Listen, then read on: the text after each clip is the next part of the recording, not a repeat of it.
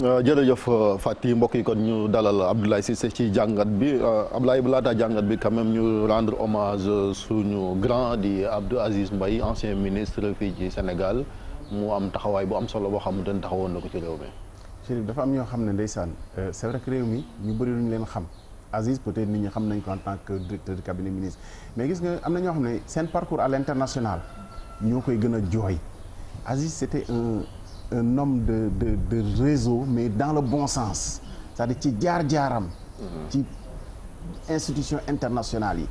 et puis mu garder loolu lu muy mettre la à la disposition vraiment du Sénégal di ko xam ne d'une courtoisie da nga yaakaar doo xam sax fu mu xeetoo da yaakaar ni ndar-ndar la ci ñi nga xam ne nii noonu la yaatuwee dale taalibe gi nekk ci moom man dama koy jaale ñaar ba ñett parce que ci ñoom laa ko mujjee gisee yàlla def ci ñoom laa ko doon gisee te ñooñu xam naa ni dara ump leen ci ñu Abdou Aziz Mbaye mujjee muy Oumar Diouf Fall di suñu mag ñun ñëpp journaliste mais xaritam la confident am la lu ñuy def ñoo nekk Ibrahima Bass ancien directeur de l'industrie mais ñooñu ay xaritam lañ yoo xam ne plus de 30 ans ñu ngi ci ni président Macky Sall ne c'est compagnon bu yàgg boo xam ne ni gunge na ko ñooñu tamit noonu la ñu xamee ci moom ma yëg jooyu suñu mag Mbaye Diouf je sais pas pourquoi mu seq ak journaliste yi mais Abdou Aziz c'est un homme de science mais un homme de culture gis nga ko dafa bokk ci ay académie de science di Youssou Ndour rendre na ko hommage wax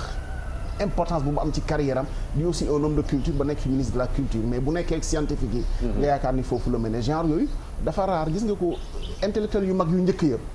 ay bac C la ñuy def mujjee philosophie c'est-à-dire dañuy transversal Abdou Aziz genre boobu la woon vraiment perte bu rëy la te c'était un homme très effacé très discret homme de réseau waaye nag dans le bon sens te doon ko mettre à la disposition vraiment de la République. jërëjëf yal na ko yàlla yërëm moom Abdou Aziz Mbaye jàngat mi nag ci wàllu déclaration de patrimoine rawatina moomeelu ñi ñuy jiite ndax coow li bari na barke Demba Ndiaye bi Idrissa Seck demee of nag déposé déclaration de patrimoine am na lu ca fuité dëgg la am du dëgg waa of nag ñoom nee nañ seen loxo laalewu ci mais au-delà de ça bëgg nañoo xam aussi lan moo tax ñi ñuy jiite yenn saa yi bu ñu wanee seen moomeel la gars yi tee seen gémmiñ parce que dafa rëy ci li nga xam ne nii mooy feeñ te xam nga coow li matu ko woon parce que xam nga lu tax du fi guléet ni def déclaration de patrimoine mu fuité à commencer par la déclaration de patrimoine du président de la République Macky Sall ñu ngi fàttaliku 2012 bi mu defee déclaration de patrimoine ñëpp téye seen gémmiñ mais carrière bi mu fi def milliards yi mënul nekk donc amul dara lu bees li fi bees mooy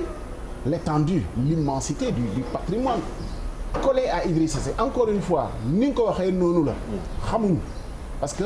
patrimoine du lu ñuy révéler di tàcc penc mi du boo defee sa déclaration de patrimoine ñu ñëw wax sénégalais ne ah diw lii la déclaré lii la am déedéet day war a des ci kumpa mais kumpa bi dafa am signification aussi parce que déclaration de patrimoine du rek déclarer sa patrimoine loo am wax wala nga déclarer lu la neex ci loo xam ne nii sax da ngay dindi ci li nga am wàññi pour nëbb non déclaration de patrimoine li tax moo am sens mooy dafay war a nekk point de départ u dara déclarer patrimoine war naa tax sax ñu ne ah ki lim déclarer kat bari na xaaral ñu xool déclaration de patrimoine war na mën a yegg ci tax ñu ubbi enquête ci li ñu fi gën a xam fii ci réew mi ci enrichissement illicite maanaam moomeel boo xam ne nii dayoowul ak li nga xam ne mooy sa jaar-jaar ca ci sa liggéey ci revenu yoo xam ne nii moom lañ la xamee wala sax yu nit ñi xamul mais yu méngoowul dara ak loolu wala it nga déclaré ci loo xam ne ni nit ñi xam nañu ni yow kat déclaré woo dara ndax am na ñoo xam ne fii ci réew mi buñ la déclaré ni benn kër la ñu am du neex a gëm loolu aussi mën na am ci déclaration de patrimoine mën na déclaration yoo xam ne dañuy sous-évaluer li ñu am pour bañ nit ñi xam ko parce que liñ ciy ragal mooy effectivement boo ko defee mais est-ce que dafa war a nekk kumpa quand même parce que comme que alors probité ngay wane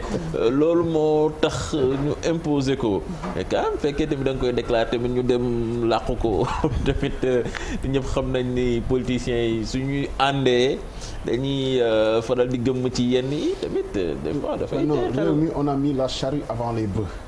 c'est vrai que ñun toppandoor bonne gouvernance ak yooyu moo ñu dugal ci règle yu bees yi ba ci déclaration de patrimoine mais dafa am yu bëri yoo xam ne réglé wuñu ko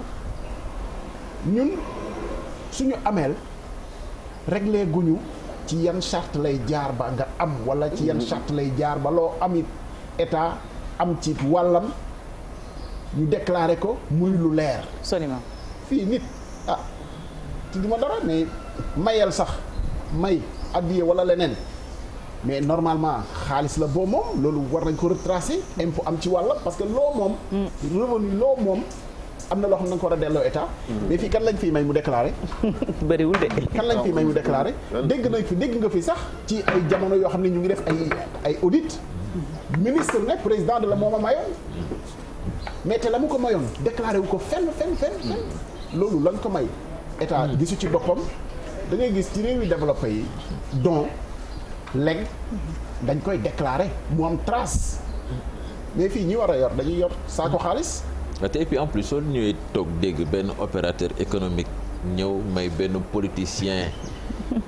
lu duun mais loolu est-ce que mérité na enquête wala dañuy jàpp ne ay xarit lañ rek mu may ko ci xolam bu set. déet ñun koy dañoo demul ba mu sës mais dafay mérité enquête dafa am exemple bu gàtt. France tey président ba mu ngi waroon tudd François Fillon bu fekkoon ni. di biree jaar na xam nga lu ko daaneel. don wu 13 000 euros.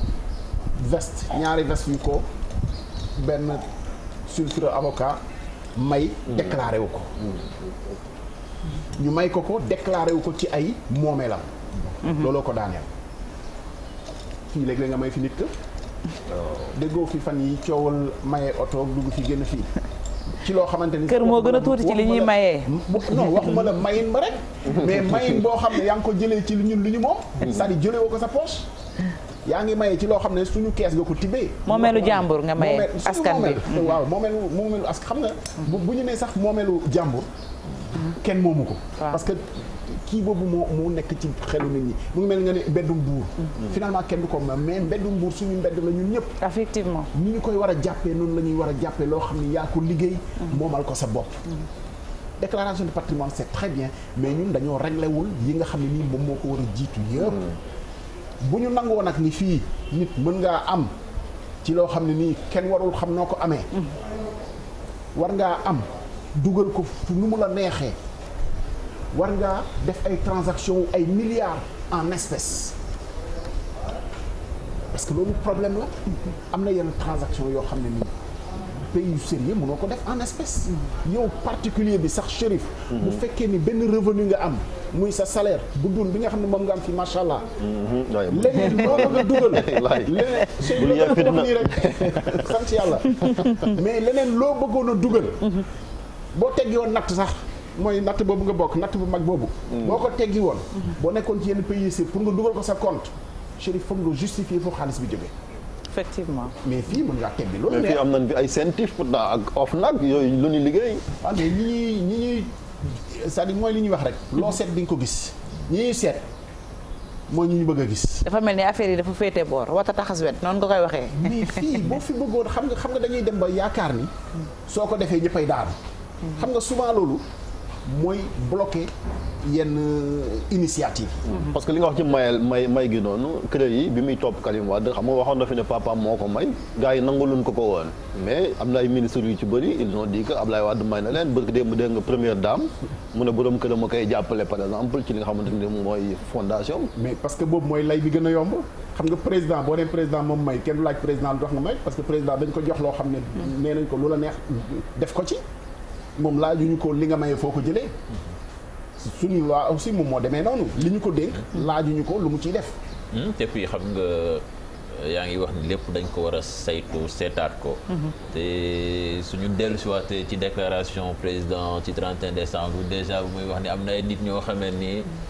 soo leen tegee loxo réew mi yëngu. te en général nit ñooñu ñoom ñoo ëpp alal ci réew mi ñoom ñoo gën a puissant mais loolu aussi n'est-ce pas day. deux poids deux mesures boobu da koy gën a yokk rek. ñooñu xam nga duma ak yow donc ñun moom nañuy xam ne ñuy doxalee lu ñuy wax lu ñuy dugg na leer duma ak yow li tax loolu mooy gis nga fii am na acte bu mag boo xam ne nii jaar na fi. mais ñëpp xam nañu am na koo xam ne dañu koo seppi ci procédure bi parce que c'est vrai bu daanu réew mi ñëpp daanu loolu c'est de notoriété publique lu nit ñi xam la ba pare ku nekk di ko maasaale noppiwaale ko duñ ci sori nag parce que fii moom mu ngi noonu am na laaj yoo xam ne nii boo ci bëggee sori sax ñu wëlbati ko teg ko ci sa kaw mais xam nañ ni lu fi nekk la li fi am daal mooy ni ñuy doxalee suñu réglementation ci lu ñu jàppee maslaha lu ñu jàppee ni sa alal buggul coow buggul siiw mais loo moom kenn xëccoowu ko ak yow mais li tax ñuy laaj ñenn ñi c'est parce que suñu alal la ñu yor fii da ngay gis nit balaa moo tedd nekk ci poste de responsabilité mais quand même c'est normal ñu ne mais kii kat li mu yor ni mu mel ni du xaaj du jeex ba mu nekkee ci donc xaasi gi la ko am nguur du loo xam ne moyen d'enrichissement nguur war doon moyen d'enrichissement nañ waxante dëgg mën nga cee tedd wax dëgg fa yàlla mais c'est-à-dire yenn étalage immensité wu richesse yi mais ça pose problème am na ko fi yoo xam ne fonctionnaire bu fi am milliard da ngaa sàcc egguma foofu mais mën nañ ko xoolaat parce que li fi nit di fayeeku ba mu mën laa jural ay milliards amu fi fii lu fi nit di fayeeku ci salaire surtout nga nekk ci responsable ñoom ñëpp xam nañu luy responsabilité booy ñi ngay boot dañuy bari yow bu fekkee ne ci liñ lay fay ci ngay yem wóor na yàlla ñi ngay boot boo moytu sax ñoo lay gën a tedd yow moom nga xam ne wala ñu ci compal waa Liska ñu faj ci ñi am cancer. foofu laa bëggoon a ñëw de ñoom nañ leen comme koppar yi ruus nañ ko jox waa Liska ñu faju ci je pense que fondation yi loolu mooy intérêt bi sax mais léegi lan mooy conséquence su divulgation par exemple patrimoine supposé de Idrissa Seck. non xam nga ñi ci nar a xuus pour yaakaar ni waa gis ngeen bu ñu publier ñu siiw bu ma déclarer ñu siiwal ko xam nga loo gis day am ay opportuniste dana am ñu traîner les pieds parce que ils vont trouver le prétexte de non bu ñu déclarer ñu publier ko mais du lay parce que publier bi tey ba tey kenn xamul fan la benn la publier bi du fi guléet te yemul ci déclaration de patrimoine rek mais fii procédure boobu yi nga xam ne nii moom moo jóge tribunal day seen waaw juge day nekk di déglu nit balaa moo pare xam nañ la fa xew yépp donc ça n'a rien à voir avec lu tax ñu divulguer patrimoine bi c'est-à-dire xeex la boo xamante ni nii lépp la mais nag Sénégal bu ñu yaakaar ni comme lu mooy faral di wax point d'exclamation la boo xam ne jotul dara ak adduna bi loolu fépp la am ci adduna bi mais Amérique loo fa def mu fuité France loo fa def mu fuité donc jarul yi en fait indignation bi ñu bëgg a indi ci parce que publier nañ patrimoine Idrissa Seck amul mais est-ce que patrimoine bi mu indignation bi sax patrimoine bi est-ce que fekkoon tollul fa mu tolloo fekkoon ni lu yem la est-ce que dina andi indignation bi dañoo war a débattre sax ci immensité patrimoine bi parce que loolu c'est immense parce que li ñu liir moom encore une fois voilà bu ko liir moom di nga jàpp sa gi xamuñ ne kenn du wax ne da ko luubal wala dafa lii mais quand même c'est immense moom nag 20 ans ngi nii mu ngi naan am na yoo xam ne xajul ci yuur bu ndaw mais nangul nañ ko moom yuur bu mag la mais loolu grawul mais débat bi tey waroon na nekk vraiment ci immensité wu patrimoine bi nga xam moom lañ ko collé démenti bi dafa waroon nekk ci du lii la déclaré mais gis nga of nag ba léegi c'est vrai seen responsabilité mooy du ñun ñoo ko fuité waaye egguñu ci lii la wala du lii bëggoon nañoo xam wala bi enquête am déet loolu yëpp feeñal mooy yoon parce que déclaration de patrimoine aussi loolu mooy conséquence bi am na yoo xam ne soo ko déclaré war naa tax ñu ubbi enquête procureur kër yi comme kër yi ma ngay nelaw mu yeewu ci lii quoi dégg leneen man de defal bi sax laa comprendre nag woo Idrissa Palais pour defal ko non massa mel ni dafa am dëj quand même ci defal wane sa moomeel wax mais yaa ko liggéey xoolal y a pas de complexe à être riche complexe bi kay mooy xëy na nga jàpp ni li ñu ma jiiñ day wax dëgg fa yàlla nit ñi danañ jàpp ni